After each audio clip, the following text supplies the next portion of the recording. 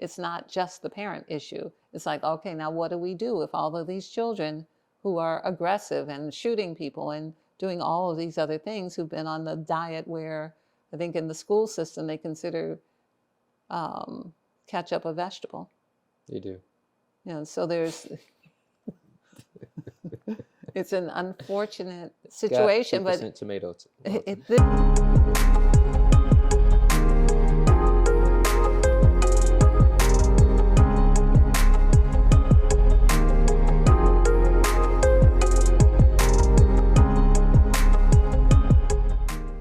Welcome to Call for the Truth.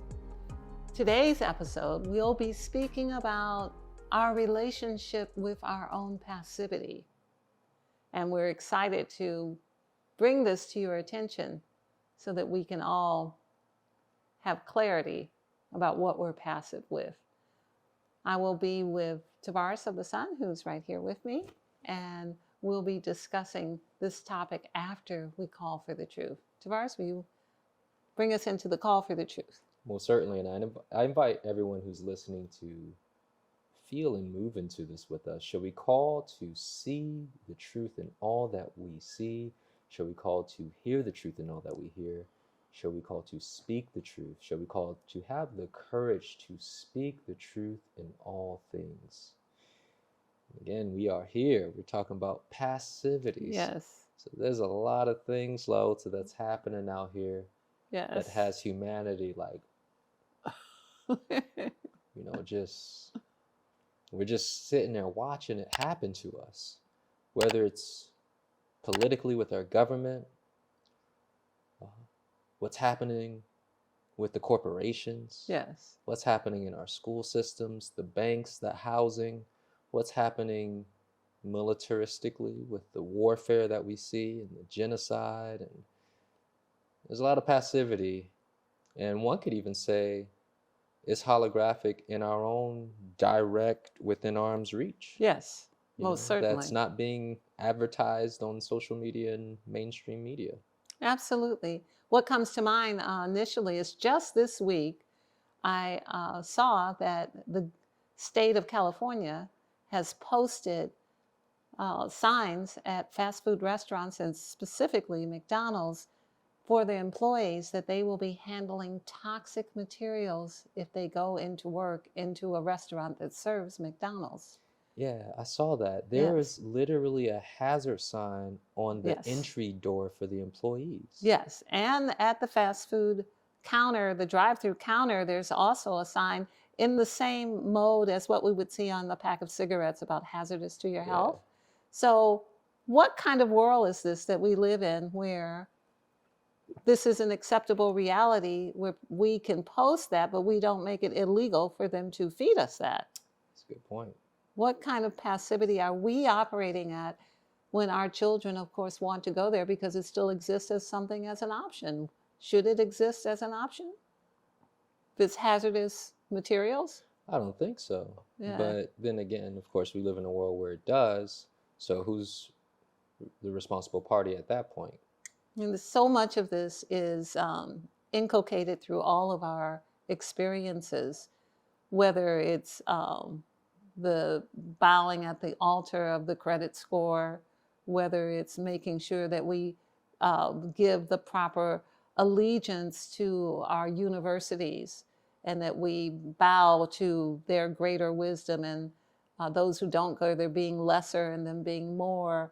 This is a level of aggression to give us food that's hazardous to our health, to tell us that we are that we equal our credit score and that we should be judged according to our carbon footprint or our credit score, that somehow speaks to the divinity that we are, or that any of the other implementations from government or anything else is coming to us through educational systems that infers that they are greater and others are lesser because we don't have that status, is an aggression to us.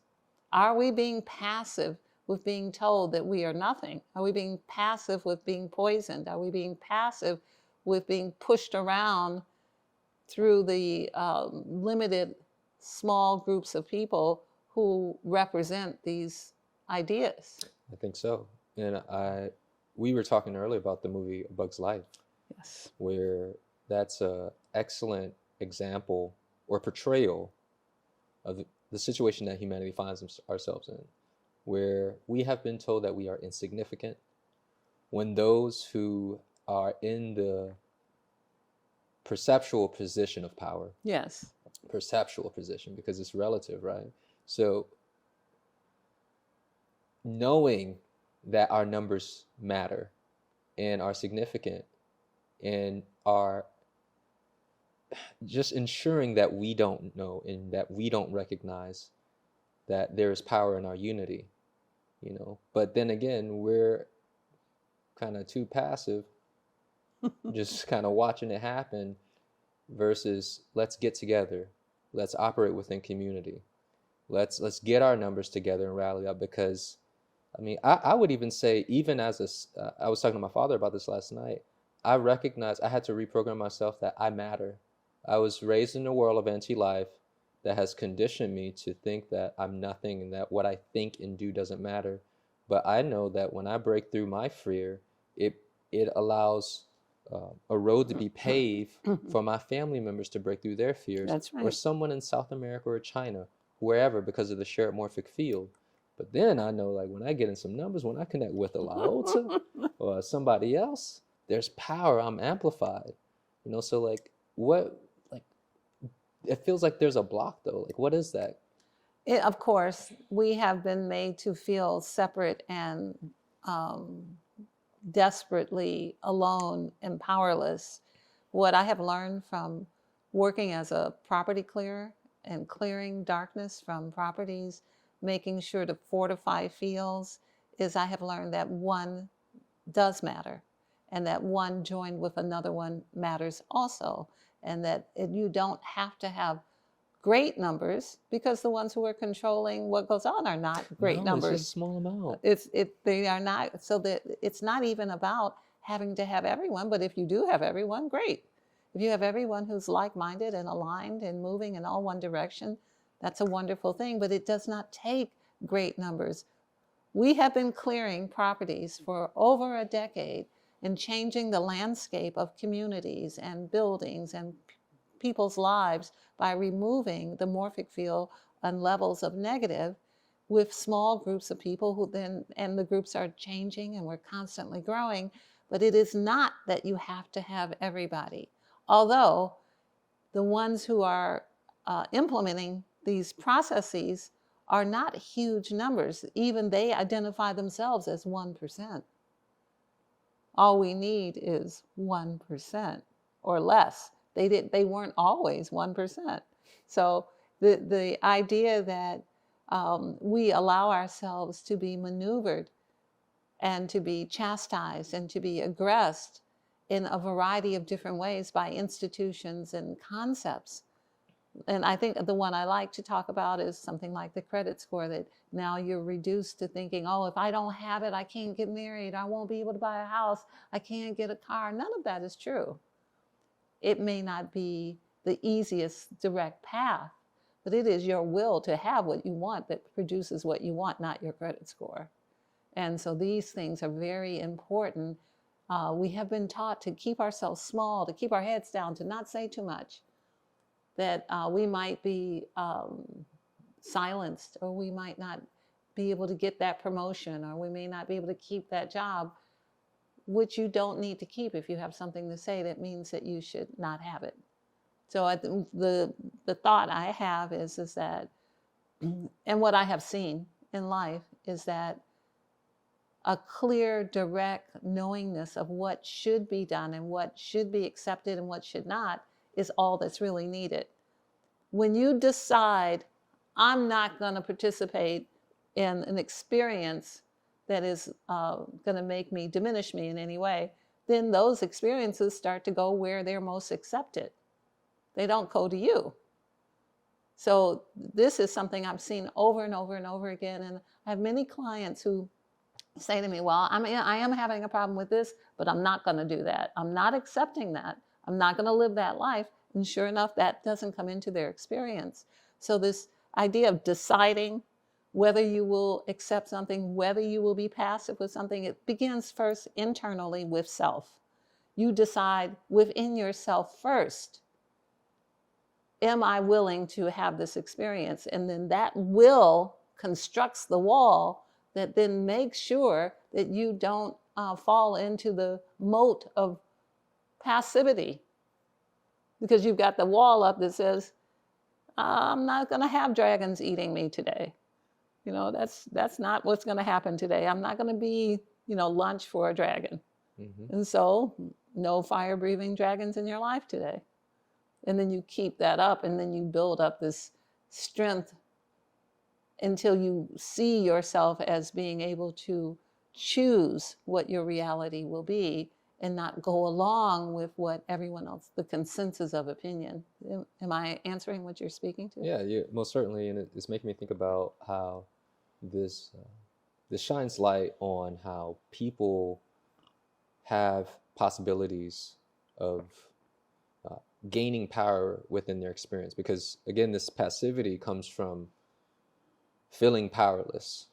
Like there's this great big machine and I'm just this one little gear and I can't do nothing to change the direction that the machine is going, and yet alone deconstruct it. But we can. And you're saying, let me look within my direct immediate experience within arm's reach, right, where I could remove the passivity. Where am I being passive with my children or with my lover or with my family members or my clients, coworkers, etc., and address that. Yes. And you start taking power back. Or even when it does come to the machine, right? Or the beast, I want to call it the beast. When it comes to that, let me, Target doesn't got the mustard I want. Let me make my own mustard. LaOta did that. And it was pretty good too. She was like, T, taste this. It's like, it tastes like mustard. I can do this. We labeled it and everything. We might have to throw a picture or something in the video, holler at our camera videographer lady. But the fact that is action. You didn't just sit back, oh, well, I guess I can't find any healthy mustard. You stepped into action, and this is something that I think that everyone can do, but we got to know that it's possible. It's that level of sovereignty. What is sovereignty?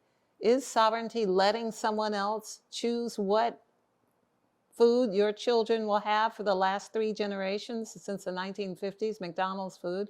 Have we allowed them to choose for us what is desirable? And now, has that taken us to, now it's a toxic waste dump? And it's still approved, it's still legal, it's still supported by all of the systems.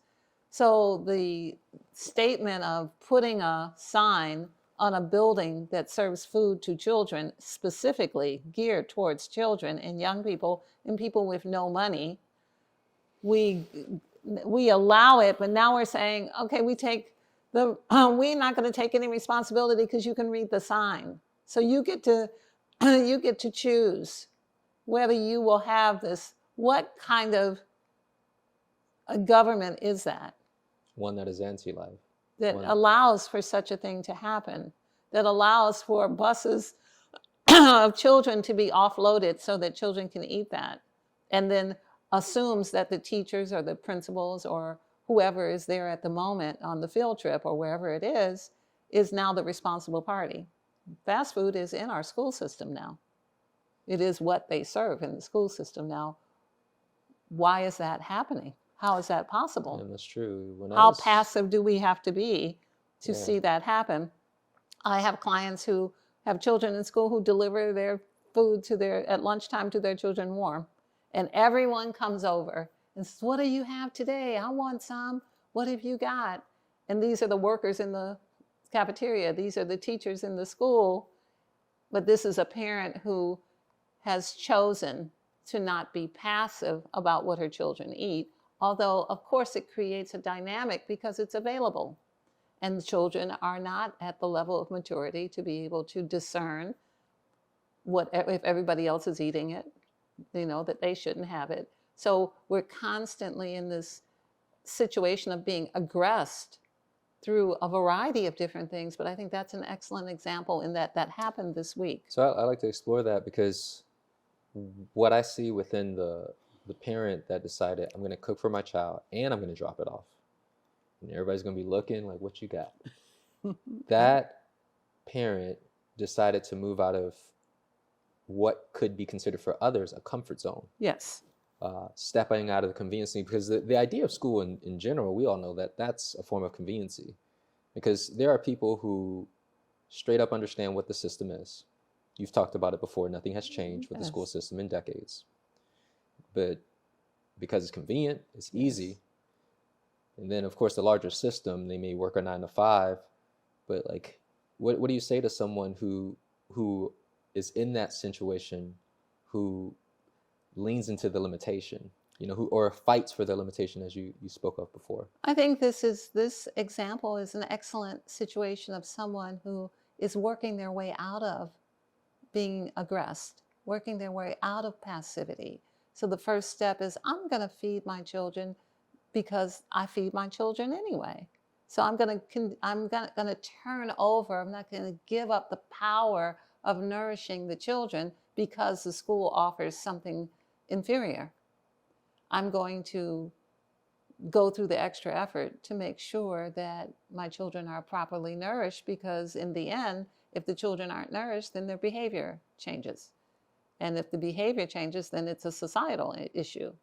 It's not just the parent issue. It's like, okay, now what do we do if all of these children who are aggressive and shooting people and doing all of these other things, who've been on the diet where I think in the school system they consider ketchup a vegetable? They do. So there's it's an unfortunate situation, but tomatoes. This is one of a million examples that we can think of how we've been taught to turn the other cheek. We've been taught, well, that's okay, let them feed them like that, then you don't have to come. It's convenient for them to do so. It's convenient for the children to do that. But in the end, when the child then behaves from the lack of nutrition, when their neurological makeup now is showing you that they have not been nourished, their brain has not been nourished, then who do you talk to? Because now you're being aggressed again. Do you passively try to give the child more sugar? Like, well, hey, eat some sugar, maybe you'll feel better. What do we do then? So it doesn't require more than one person. One mother in the school is making a difference. She said to me that people are running up to her to see what she has for her child every day. Like, what have you got for him today? Could you bring me some tomorrow? Because there's nothing that trumps a mother's home-cooked meal for a child she loves and cares for. So when you were saying this idea, starting off, and I'm looking at the experience of the mother, sit, make the meal, drive there, make the effort, and I'm thinking to myself, like, what is that in her that's driving her? The thought was life, or making the decision to choose life. Would you say that's accurate, or is there something else associated with it? I do say that that's accurate. I also see that she sees down the road the next step. It's not about when the child who's 4 years old eats the processed or ultra-processed food full of sugar and ingredients that don't serve him. It's not that day. It's the next. You're a mother forever. But they're in their developmental stages. So you're developing the brain right now at 4, 5, 6, 10, 15. So it's more what happens down the road. Mm-hmm. Is she mostly defending her children and herself against the lack of nutrition and the lack of humanity that exists in our systems, where that's not considered, where that's okay when the children start running around, we'll give them some drugs.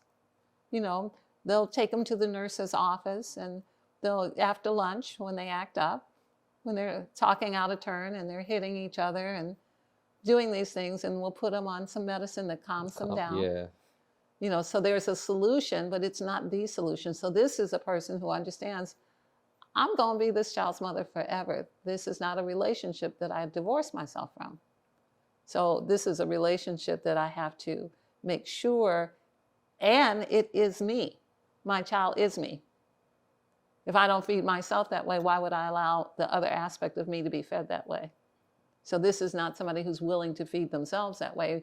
Many people don't understand yet that when they eat foods with psychotropic drugs, like Unami is the new name for MSG, for monosodium glutamate, that's a psychotropic drug, that if the food was rotten, you would think it tasted good.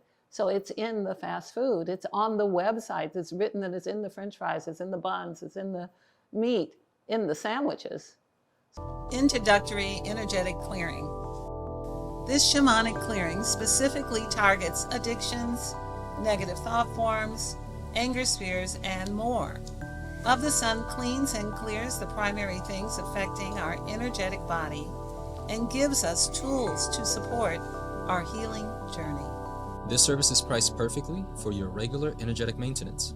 Recommended use is once a month. For more information and sign up, visit ofthesun.com.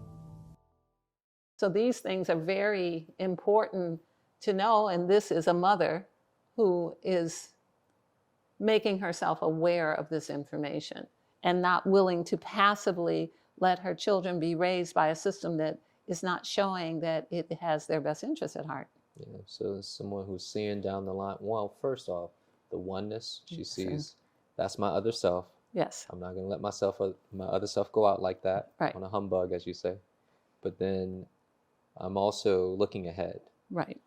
Which is something that I find that humans don't often do, right, due to the circumstances we are in. We're usually stuck in survival, yes, stuck in the moment now. And I'm not talking about like the spiritual be in the moment, in the present moment. Like we can only see like right here, 1 or 2, 3 steps ahead, not 10, 15, 20 years from now, or at least like 5 years down the line. So what are your thoughts on this? All of that is true. The short-sightedness of our circumstance, the laws that keep us constantly having to address the moment we're in distress. Like I've got bills, I've got things people need, I've got things that they don't need that they think they need. They think they need telephones, they think they need computers, they think they need Jordans, they think they need all of these things. So this is all pressing whether people are rich or poor in this world. So it constantly keeps us not being able to look at what happens to my health if I don't eat well. What happens if I microwave this burrito that I bought frozen instead of making myself something nutritious, or planting some food, or eating a salad, or having a piece of fruit? What is it that, many people have not taught their children to drink water. They only know to drink something else. And this is a big issue. So when they're thinking, what do I do to immediately take care of the problem? The child's crying, I know, I'll give them juice, and then that begins a situation. Well, now the child won't take water, and it takes energy and time to outthink the children to make them want to have the water, because now you have to correct what you started off wrong. Mm-hmm. So the same thing is, we all find ourselves in this situation where we've all been given the wrong food and drink.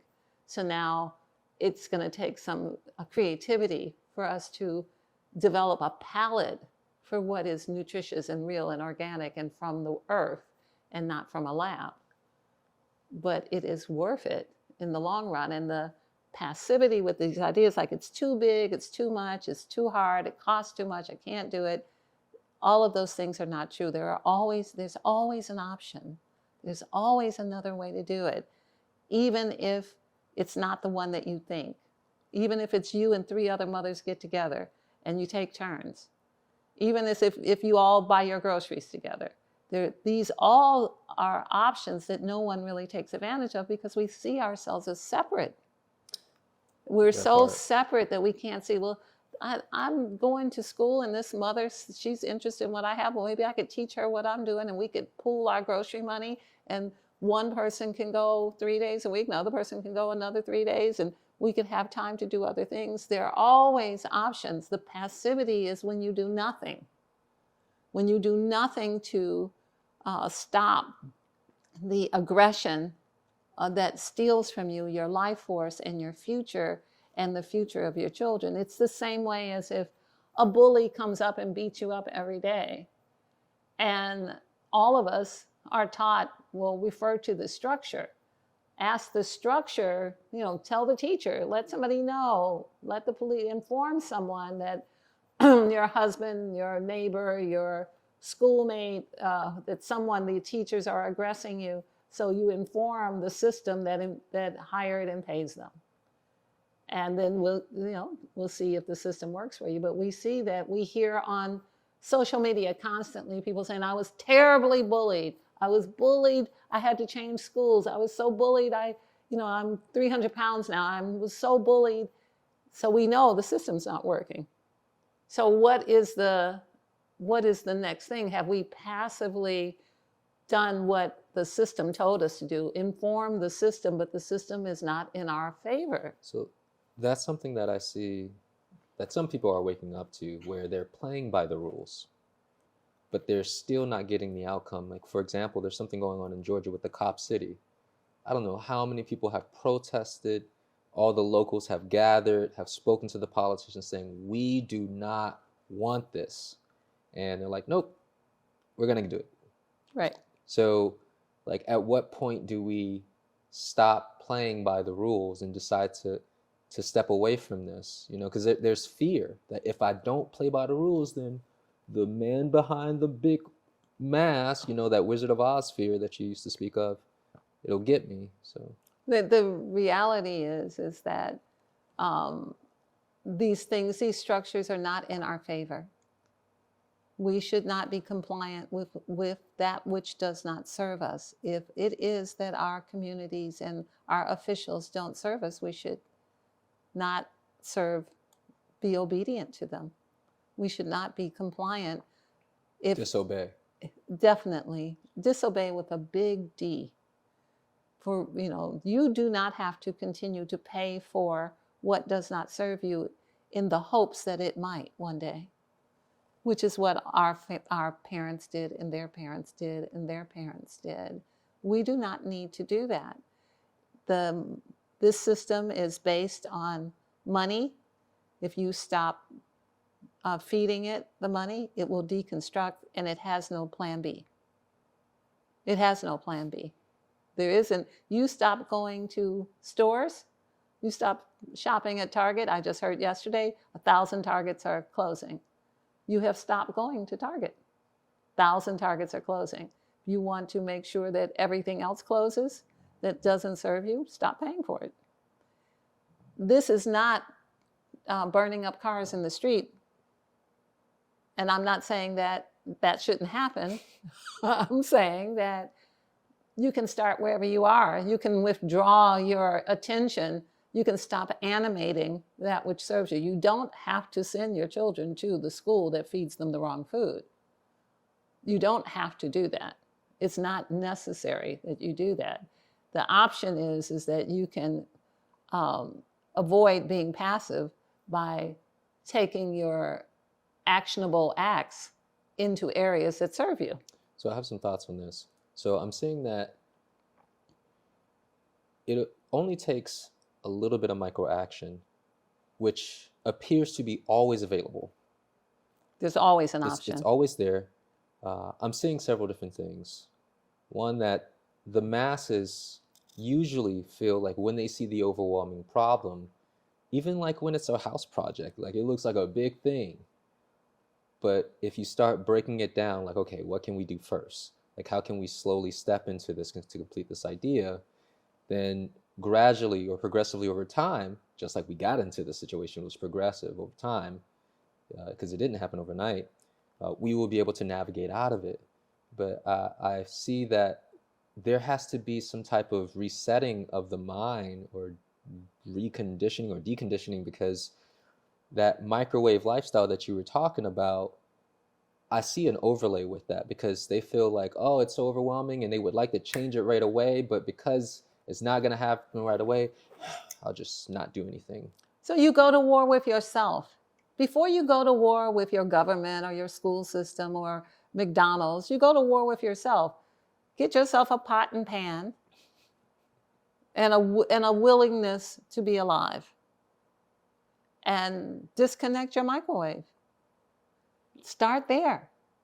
That's revolutionary for many people. It's unheard of that they would do such a thing. In other countries, they have banned microwaves because they want their citizens not to have food that has no nutrition. You can choose that in your own household, even if you're renting an apartment. You can just unplug it. Mm-hmm. You don't have to have enslavement to that level of convenience. For thousands and thousands and thousands and thousands of years, people fed themselves without microwaves. It's possible. It's possible. And I'm not so much just speaking of that, but I'm speaking of every level of disintegration to self, every level of disrespect to self, every convenience that lends that you are less than what you were before. At every point, that is an internal issue with your passivity with self. Mm. So it's not so much about going out and doing something in the streets, although I'm not opposed to that. I'm saying that you first start with you. Are you willing to make a nutritious lunch for your child? Are you willing to make yourself a nutritious lunch? Are you willing to give yourself the time and energy that it takes to make yourself beautiful and healthy and able to live another day? So this whole idea of passivity and disobedience is disobey what in you is trying to destroy you. Yes. Disobey that. Disobey what in you is not willing to stand up for what is right and exact and what will make you stronger and healthier and wiser. Disobey that. Mm. Be non-compliant with the things in our society that make you less than, that make you irrelevant. When you're dead, you're irrelevant in this world. You are killing yourselves if you're eating and drinking the food, as we pointed out earlier, that is being allowed through our governments. Even though they're willing to put a sign on it that says, oh, well, if you are working, you're 16 years old and you work at McDonald's, you're handling hazardous materials. If you drive up to the window and you're buying this, you're eating something that's going to hurt you, but we're still selling it. Stop buying it. That ends it. That ends the whole situation. Don't ever go to another fast food place. Yeah, and we're talking about not just a one-day blackout. We're talking about indefinitely. And decide, I talk to people, some people don't feel like they can live without Church's chicken. So there are people who feel like, I can't live without, potato chips. Then I would say, for your beginning step, learn how to make potato chips. That's what I would say, do. Don't deprive yourself. Yes. Become sovereign. Yes. Yes, I made mustard because I like mustard, but I don't like poison mustard. So I'm not willing to have poison mustard, and I'm willing to do the 10 minutes of work it took me to make my own mustard. I was willing to make that sacrifice. Yes, it only took 10 minutes. 10 minminutes of your day, your time. Yes. So I was going to ask you for the solution, but I feel like you gave it. I'm just gonna reverse engineer into a question where basically we start by addressing ourselves. It makes me think about what you've mentioned in the past. We can't expect someone else to do the thing for us that we won't do for ourselves. That is so the truth. You cannot expect someone to give you what you will not give yourself. If your government will not give you clean food, is it because you will not give yourself clean food? When you start to give yourself clean food, it will then force them, if they want your money, if they want your attention, if they want you to animate them, to participate with them, they will have to give you something that is better, or they will have to collapse in the wake that you will do it yourself. This is not complicated. Yeah, I don't know if people can grasp that. You may want to play back those last 10, 15 seconds, because the visual of that, it makes me think about people in my life that I didn't want that experience anymore, and I decided to turn my face away. No, I don't want that. This is what I want. And I decided to no longer animate that. I'm going to animate this idea. And it collapsed. Yes. You know, it had no weight. And there of course, was this grasping, like, oh, come on, let me. And it just faded off into the nothingness. But there has to be the consistency. We have to keep it up. You know, we can't just do it one day and then be like, all right, let me go back to McDonald's. Well, and it's not just about the food. It's about the credit score too. Yes. Come on, Yeah. you know Everything. you know you're not better than your credit score. You know I'm sending you an email every 15 minutes like your credit score is changing. Like, did you know your credit score changed? Your credit score went up. Your credit score went down. You know you are your credit score. You know, it's not just the food. Yes. It's all of these things that usurp our divinity and move us into this line of thinking that we are whatever the current lexicon is. That if you're talking about calories, which is a made up idea that means nothing, and it was made up and it was done for not everyone. It was done for certain people and certain cultural understandings. It works for them. It doesn't work for everyone. And it doesn't really work because it's not a real thing. It's just a unit of what they think energy would be based on the people who they tested. So that doesn't necessarily, you are not your calories. Message. You are not your credit score. Message. Come on, keep going. I'm right behind you. Hi, man. And you are not your educational status or the college debt that you carry. Although we have burdened generation upon generation upon generation with enormous debt. So first we don't feed them. And then we tell them that they are their credit score. And then we give them, $150,000 with accruing interest of debt to move in, so that they may start life that way. Yeah. We must stop this.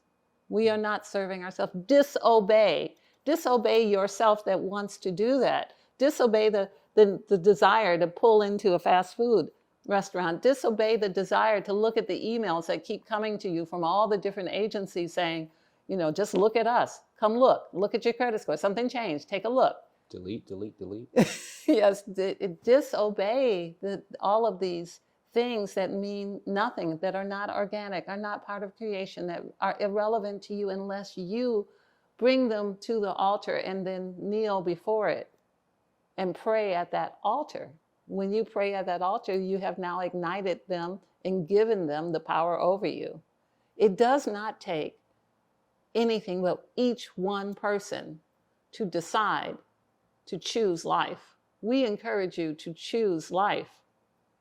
You choose life, and then when somebody says, "Ooh, I want what you made for your son," say, "Well, you can have it too. I'll teach you how to do it, and you and I can do it. Now there's two of us."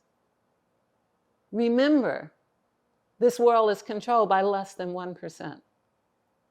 It only will take less than 1% of us to switch it around. So I have the cards. Let's do it. Did you have any final thoughts before I move the cards out today? No, I think all of this landed. We've covered a broad range of topics, and it's all holographic. Like you say, whether we're looking at the credit score or the politics or the housing industry, everything is all interconnected, which I would like to ask the call for the truth cards to share the truth as it relates to the idea of releasing passivity. All righty, the importance so of humanity releasing its passivity. we have the cards ready for your question. They have been shuffled. They have been stacked. You may pull to reveal the answer for today for your question. Would you repeat your question again? So I'm asking the cards, what do we need to know as it relates to releasing the passivity? Humanity, specifically. The theme is sacred space. Everywhere you step is sacred space, but you need to own it, know it, and be it. And this is landing. it's making me think that we already inherently have the power. It's already there. It's just like those ants on A Bug's Life. Watch that movie. We're going to go watch that again. They already have it, but they weren't owning it. We're not owning it. We must own it. We must know it. And in that knowingness, we can start with the micro victories of taking back our power, just like the woman with the school lunch for her children. Yes. You know, so that's a sacred space she's creating for the child, a sacred experience, even though the child is still in the anti-life system. You know, she's carved out that experience for him. Right. And it makes a difference. And the child will know that their mother bought them food every day. That child will have that memory. The other children will have that memory. This counts. One soul counts. Of course, this is your planet. Every place you put your foot is sacred space. You were born onto this planet. This is your planet. You may choose your experience here. It is only that we have been taught that we mean nothing, that we choose not to do anything. We are the sacred divine beings of this planet. It is ours. We are not our credit score. We are not the calories that we intake. We are the divine beings that inhabit this planet and the cosmos. You are encouraged to make sure that you are not passive with yourself. Go to war first with you. Thank you. We look forward to seeing you again in our next experience. We will give you the greetings of Invocation Veritas, which is oneness and truth with honor, respect, and gratitude.